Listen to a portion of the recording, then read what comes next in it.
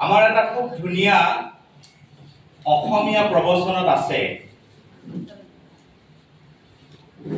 নাৱত উঠি লাগে ভাল যদি আনে বাই, ভাত খাই লাগে ভাল যদি ৰান্ধে আই, খেতি কৰি লাগে ভাল যদি নামাৰে পানে, কথা শুনি ভাল লাগে যদি কব জানে। এই জনাৰ যিটো স্কিল, এই স্কিলটোহে আচলতে কৰ্মশালা এটাত শিকিবলগীয়া কথা। প্ৰথমতে মই তিনিটা বস্তু ইয়াত অন্তৰ্ভুক্ত কৰিছো। প্ৰথমটো হ'ল বাক শক্তি, সেইটো আপোনালোকে জানে। দ্বিতীয়টো হ'ল সংযম,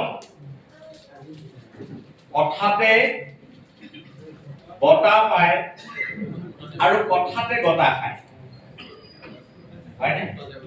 আমি ক'বলগীয়া কথা কেতিয়াবা নকওঁ, নক'বলগীয়া কথা কওঁ, য'ত ক'ব লাগে তাত নকওঁ, য'ত নক'ব লাগে তাত কৈ দিওঁ, ভিতৰৰ কথা বাহিৰত কওঁ, বাহিৰৰ কথা ভিতৰত কওঁ। গোটেই কথাবিলাক আমাক কথাই যাম য'ত লগাই নহয়। কোনে সেইটো ৰক্ষা কৰিব পাৰে? যিজনৰ দ্বিতীয় গুণটো আছে, বিচাৰ কৰিব পৰা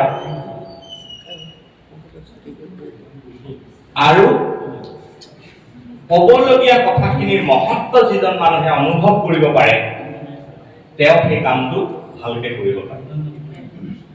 আটাইতকৈ দৰকাৰী কথাটো হ'ল কথা ক'বলৈ লোৱা মানুহৰ বাবে মই ইয়াত 4টা শব্দ লিখিছো: ক'ত, কিয়, কাক আৰু কেনেকৈ। এইটো আটাইতকৈ গুৰুত্বপূৰ্ণ। ক'ত আপোনাক গুৰু জয়ন্তীত মাতিছে নে মাধৱ জয়ন্তীত মাতিছে? আপুনি ভাগৱত পাঠত আছে নে নামঘোষা আলোচনাত আছে? হয়নে? কেতিয়াবা আপোনাৰ বেনাৰখন নাথাকিলে কথাখিনি শুনিলে আপুনি ধৰিবই নোৱাৰিব এয়া গুৰু জয়ন্তীত কৈ থকা কথা নে ভাগৱত পাঠত কৈ থকা কথা।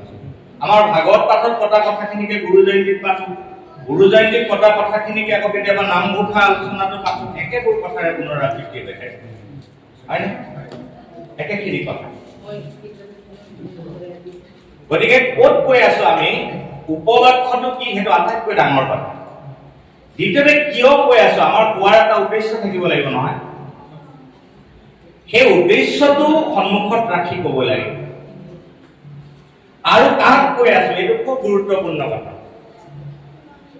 যদি ইয়াত এখিনি শিশু থাকে, মই সেইকাৰণে প্ৰচাৰ সম্পাদকক সুধিছিলো যে কৰ্মশালাটোত কোন থাকিব।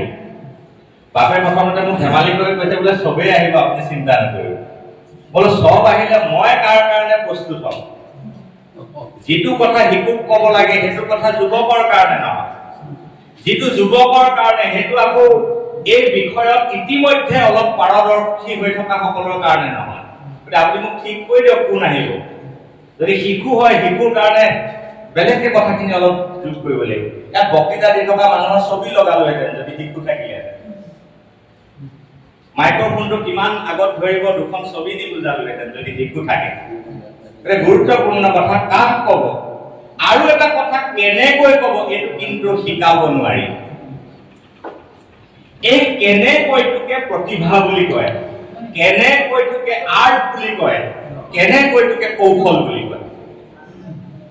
একেখিনি কথাকে মই ক'লে বেয়া লাগিব পাৰে, বাপে ক'লে খুব ভাল লাগিব পাৰে, কথা কিন্তু একেখিনি নহয়। সেই কেনেকৈটো কিন্তু কোনো কৰ্মশালাই মানুহক শিকাই দিব।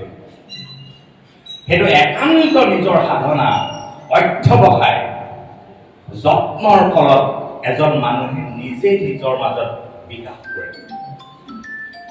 কেনেকৈটো কোনেও শিকাব নোৱাৰে। কেনেকৈটো আহি যাব, কিন্তু তাৰ আগৰ কেইটা অলপ আমি সাৱধান কৰি ল'ব লাগে। কাক কম, ক'ত কম, কিয় কম, এই কেইটা কিন্তু কথা কোৱা মানুহে, আমি প্ৰত্যেকে, এই কথাটো কেৱল আপোনালোককে কোৱা নাই, মই মোকো তাতে ভৰাই লৈ কৈছো যে আমি প্ৰত্যেকজনে সেইটো কিন্তু বৰ সাৱধান। পৃথিৱীত নোপোৱাৰ কাৰণে সমস্যা বেছি হোৱা নাই, পোৱাৰ পৰা সমস্যা হৈছে। গতিকে এইটো বৰ গুৰুত্বপূৰ্ণ কথা। আৰু ৰাজহুৱা যিসকল ব্যক্তি স্পীকাৰ তেওঁলোকৰ কাৰণে এইটো বৰ গুৰুত্বপূৰ্ণ কথা নহয়। অকণমান পিছলৈ যাওঁ। এতিয়া আমি আচল বিষয়ৰ মাজলৈ সোমাইছো। লিখিব যি পাৰে। আমি এটা বক্তৃতা যেতিয়া কৰবাত দিবলৈ যাম, স্বাভাৱিকতে আমাক এটা প্ৰিপেৰেশ্যন লাগে। সেই প্ৰস্তুতিটোক মই 3টা ভাগত ভাগ কৰিব খুজিছো, বা ইয়াৰ ভাগ আৰু ওলাব পাৰে, কিন্তু প্ৰধানভাৱে 3টা। এটা হ'ল মানসিক আৰু বৌদ্ধিক, এটা শাৰীৰিক, আনটো আধ্যাত্মিক। মানসিক প্ৰস্তুতিৰ অন্তৰ্গত আৰু বৌদ্ধিক প্ৰস্তুতিৰ অন্তৰ্গত মূল কথাকেইটা কি? প্ৰথমটো হ'ল মন। আমি কোৱা কথাবিলাকে যিটো বস্তু কঢ়িয়াই আনে সেই বস্তুটোৱে হ'ল মন। মই যে আপোনালোকক কথা কৈ আছো, তাৰ মানে কি? এই কথাখিনিয়ে মোৰ মনটোকো বহন কৰিছে। কথাৰ মাজত মানুহৰ মনটো প্ৰকাশ হয়। মানুহজনৰ মনটো কেনেকুৱা, কেনে মনৰ মানুহ, তেওঁৰ মনটো উচ্চ নে তুচ্ছ, মনটো সংকীৰ্ণ নে বিশাল, নহয়? তেওঁ সংযমী নে তেওঁ অত্যন্ত ক্ৰোধী দাম্ভিক? তেওঁৰ কথাই মানুহজনক দাঙি লৈ যাব, নহয় বাৰু? এজন মানুহ দাম্ভিক নে নম্ৰ, বিনয়ী নে অহংকাৰী, মানে তেওঁৰ মনটো কুৎসিত নে মনটো স্বচ্ছ, হয়নে? তেওঁৰ কথাৰ মাজেৰে আমি এটা পাৰ্চেণ্ট আমি উলিয়াই পেলাব পাৰোঁ, বাকীখিনি চাইকলজিয়ে কৰিব। কিন্তু সামাজিকভাৱে মানুহ এজনৰ মনটোৰ প্ৰকাশ জ্যোতিপ্ৰসাদে কৈছিল যে মানুহৰ কামৰ মাজেদি মানুহৰ ধুনীয়া মনটো বিচাৰি ল'ব পাৰি, হয়নে? দ্বিতীয়তে হ'ল মনোবৃত্তি। মনোবৃত্তিটোক ইংৰাজীত এটিটিউড বুলি আমি ক'ব পাৰোঁ। এটিটিউড। এজন বক্তাৰ কাৰণে মনোবৃত্তিটো বৰ গুৰুত্বপূৰ্ণ বস্তু। এডুকেশ্যনৰ এটা থিয়ৰী আছে, তাত এটা কথা কোৱা হৈছে, কথাটো বৰ সাংঘাতিক, শুনিলে আচৰিত, মানে অলপ অকৰা অকৰা লাগে। তাত কৈছে যে এজন শিক্ষকে শ্ৰেণীকোঠাত কি পঢ়ায় সেইটো বোলে গুৰুত্বপূৰ্ণ নহয়, আৰু এজন ছাত্ৰই এজন শিক্ষকৰ পৰা শ্ৰেণীকোঠাত কি শিকে সেইটোও বোলে গুৰুত্বপূৰ্ণ নহয়।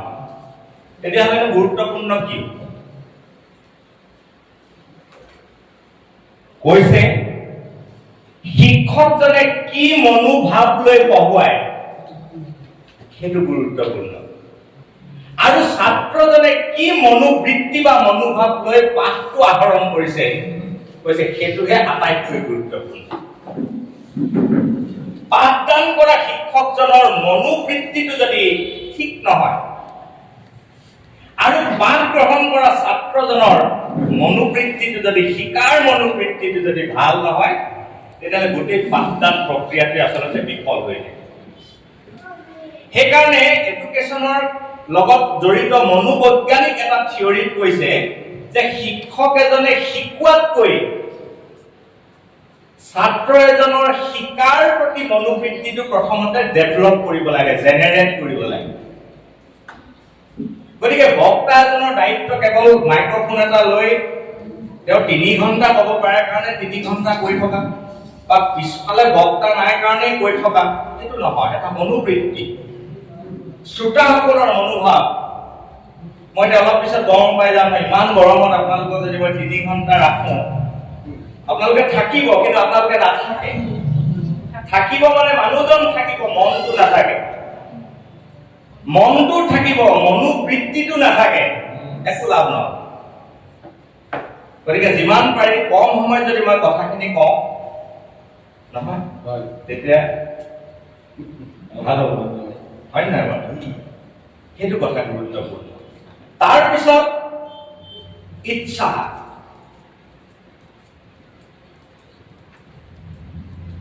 এটা বক্তৃতাত বক্তাজনৰ এটা ইচ্ছা শক্তিৰ প্ৰকাশ ঘটে, তেওঁ উইল পাৱাৰ।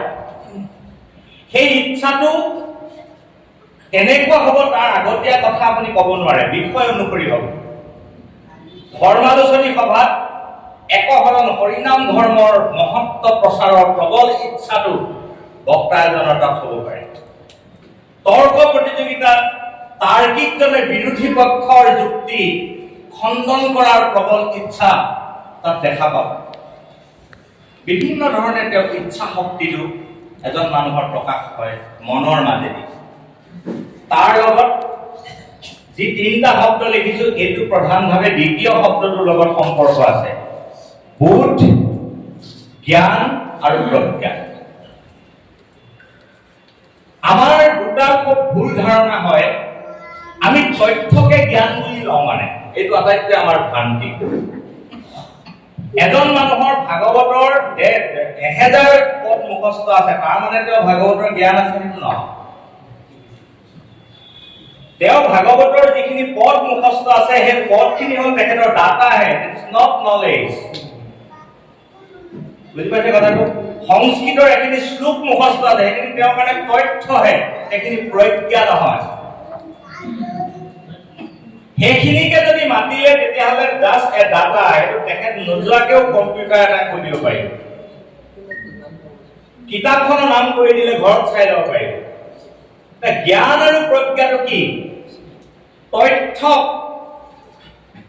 বিশ্লেষণ কৰি, তথ্য মূল্যায়ন কৰি, তথ্যক আধাৰ কৰি তাক বিচাৰ বিশ্লেষণ কৰি তাৰ মাজৰ পৰা যেতিয়া সাৰাংশ বুলি কয়, যিটো এবষ্ট্ৰেক্ট, সেইটো যেতিয়া আপুনি উলিয়াই আনিব পাৰিব, সেইটোৱে জ্ঞান। বুজি পাইছে কথাটো? সেইকাৰণে তথ্য আৰু জ্ঞানৰ মাজত বিৰাট ডাঙৰ তফাত আছে। আনকি জ্ঞান আৰু প্ৰজ্ঞাও একে নহয়। প্ৰজ্ঞাৰ আগৰ স্তৰটোৰ নাম জ্ঞান। জ্ঞানৰ কাম হ'ল কেৱল জনাই দিয়াটো, প্ৰজ্ঞাৰ কাম হ'ল উপলব্ধি কৰা, যিটো উইষ্টম বুলি কয়। জ্ঞানে আপোনাক জনা পৰ্যায়লৈকে আপোনাক এটা খবৰ লৈ যাব, কিন্তু প্ৰজ্ঞাই কি কৰিব? আপোনাক সেই সত্য, কোনটো সত্য? জ্ঞানৰ মাজেৰে লাভ কৰা সত্য, জ্ঞানৰ মাজেৰে লাভ কৰা তথ্য আপোনাক যেতিয়া উপলব্ধি স্তৰলৈ নিব, সেইটো প্ৰজ্ঞা বুলি কয়। আৰু সেইটো ধুনীয়াকে এই গাখীৰৰ পৰা মাখন ঘি খোৱা প্ৰক্ৰিয়াটোৰ দৰে কোৱা হয়। গাখীৰতে দৈ আছে, গাখীৰতে ঘি আছে, গাখীৰতে মাখন আছে, কিন্তু গাখীৰ মাত্ৰে আপুনি সেই বস্তুটো আমি নাপাওঁ, তাক মন্থন কৰিব লাগিব। সেইটো প্ৰক্ৰিয়াৰ কথা কৈছে।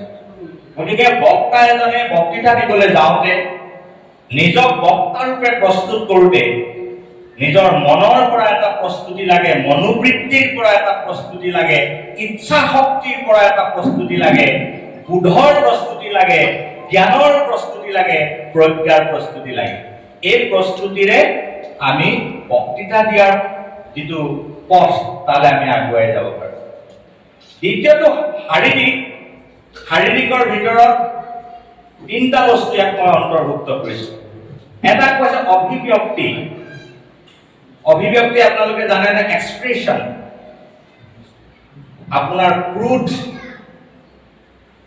মই বিচৰা মতে ইয়াত কিবা এটা নাপালো, ভাবি অহাৰ ধৰে ইয়াত কিবা এটা নাই, মোৰ আচৰণৰ মাজেৰে প্ৰকাশ হৈ যাবগৈ, হয়নে? বহুত গুৰুত্বপূৰ্ণ কথা, বডি লেংগুৱেজ বুলি কয়। অত্যন্ত উষ্মা। আমাৰতো আধ্যাত্মিক জগততো সেইটো একেবাৰে বৰ্জিত হয়। সত্যক হয় বোলে, সত্যক আপোনাক আপোচ কৰিবলৈ কোৱা নাই, কিন্তু চিঞৰিলে সত্য নহয় নহয়। ঈশ্বৰ এজন, কিন্তু আপুনি অত্যন্ত নম্ৰতাৰে ক'লেও এজনেই। বিৰাট চিঞৰিলেও দুজন হৈ নাযায় নহয়। কি কথাটো ইয়াত কৈছে? শাৰীৰিক অভিব্যক্তি। আপোনাৰ অভিব্যক্তিটো আপুনি যিটো আদৰ্শক প্ৰতিনিধিত্ব কৰে তাৰ লগত খাপ খোৱা হ'ব লাগে। কথাটো কিমানে? আপুনি যদি এটা ৰাজনৈতিক আদৰ্শৰ বক্তা, তেতিয়াহ'লে আপোনাৰ অভিব্যক্তিখিনি সেই ৰাজনৈতিক দৰ্শনৰ লগত খাপ খাব লাগিব। আপুনি যদি আধ্যাত্মিক অনুষ্ঠানৰ বক্তা নহয় বা, তেতিয়াহ'লে আপোনাৰ অভিব্যক্তিটো এই আধ্যাত্মিক অনুষ্ঠানৰ লগত খাপ খোৱা হ'ব লাগিব। সেই কথাটো হ'ল তাৰ অৰ্থ সেইটো। আৰু আচৰণ বিধিটো আৰু আপোনালোকে বুজি পাইছে। বক্তা এজনৰ যি সামাজিক আচৰণ, তেওঁৰ যিখিনি কথা বাৰ্তা, এইখিনিৰ মাজেৰে বক্তা এজনৰ এটা পৰিচয় প্ৰকাশিত। সেইকাৰণে প্ৰস্তুতিত এইটো গুৰুত্বপূৰ্ণ বুলি কোৱা হৈছে। আৰু ৩ নম্বৰটো আধ্যাত্মিকটোত মই 4টা কথা লিখিছো আৰু হয়তো যোগ হ'ব। প্ৰথমটো প্ৰেম, দ্বিতীয়টো ভক্তি, তৃতীয়টো নম্ৰতা আৰু চতুৰ্থটো জীৱন দৰ্শন। বক্তাজন হৃদয়বান হ'ব লাগিব, নহয় জানো? এটা সংবেদনশীল তেওঁৰ এখন হৃদয় হ'ব লাগিব। তেওঁৰ বক্তব্যতে প্ৰকাশ পাব মানুহজন নিষ্ঠুৰ নে মানুহজন কোমল মনৰ। এইটো থাকিব লাগিব। দ্বিতীয়তে তেওঁৰ ভিতৰত এটা ভক্তিভাৱ। আমাৰ বক্তৃতাৰ আটাইতকৈ ডাঙৰ অলংকাৰটো হ'ল ভক্তিপূৰ্ণই, ভক্তিযুক্ত। কথাখিনি ভক্তিযুক্ত হয়নে নহয়? হয়নে নহয়? ভাগৱতৰ কথাখিনিতো আৰু অন্য জ্ঞানৰ লগত তুলনা নহয়, সেইখিনি ভক্তিযুক্ত হয়নে নহয়? ভক্তি ভাৱেৰে হয়তো তাক উপস্থাপন কৰিছে নে নাই? কথাখিনিত ভক্তিযুক্ত মনটোৰ তাত প্ৰকাশ ঘটিছে নে নাই? বক্তাজনৰ অহংকাৰ প্ৰকাশ হৈছে নে বক্তাজনৰ নম্ৰতা প্ৰকাশ হৈছে? সেইটো ধৰিব পাৰি। মহাপুৰুষ মাধৱদেৱ, মহাপুৰুষ শংকৰদেৱে কেনেধৰণৰ নম্ৰতা তেওঁলোকৰ সৃষ্টিত প্ৰকাশ কৰিছে সেই কথা। আৰু এটা ডাঙৰ কথা আধ্যাত্মিক বিষয়টোৰ ভিতৰত যে বক্তা এজনৰ যিটো জীৱন দৰ্শন, লাইফ ফিলচফি, সেইটো কিন্তু গুৰুত্বপূৰ্ণ। আপুনি যিটো দৰ্শন প্ৰচাৰ কৰিবলৈ যাব বা মই যাম, সেই দৰ্শনটোক আমি আমাৰ জীৱন দৰ্শনলৈ পৰিৱৰ্তন কৰিব লাগিব। বক্তৃতাত সংকৰী দৰ্শন কিন্তু জীৱন দৰ্শন তাৰ এটাও নিমিলে, হ'বনে? বক্তৃতাত আমি আধ্যাত্মিক দৰ্শন, কিন্তু আমাৰ ব্যক্তি জীৱনৰ কাম কাজত এটাও আধ্যাত্মিক দৰ্শন নাই। সেইটো আটাইতকৈ গুৰুত্বপূৰ্ণ। আনক ক'বলৈ যোৱাৰ আগতে এই